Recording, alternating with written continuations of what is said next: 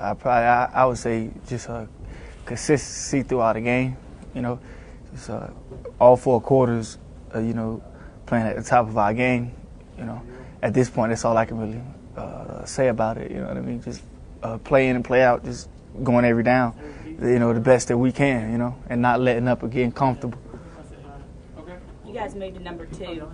How do you kind of mentor the younger players and tell them to stay within themselves, not get too excited, not get too big, so-called too big for the britches? I think when you have so much to learn, each week as far as new defensive scheme, you don't never really get a chance to think about anything like that. You know what I'm saying? Your mind is always like moving, trying to figure something else out or just to do your best the following week to keep good recognition or whatnot and keep being respected. So it's so much within that you don't really think about the outer viewing of it.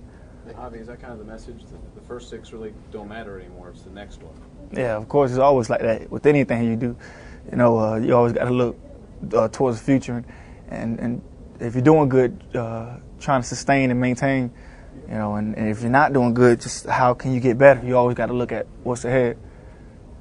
They've got, I think, 3 or 4 receivers that are 6'3", 6'4", 6'5". Is that just every week in the SEC these days? And does it change the approach?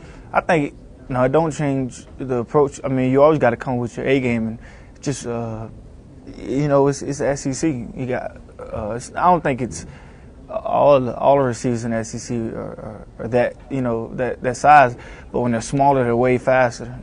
The different sizes come with different attributes. Taller guys can jump and go get the ball. Smaller guys just run past you. But you gotta just bring your A game and go with the flow. The ball in the air. If they catch it, just rip it out. So. I think in maybe 2005 you played against Stephen Garcia maybe in a high school game. Yeah, I played against that. Can you talk about your recollection of that game? Yeah, he was like he's the best quarterback in the state. And just he had great players around him.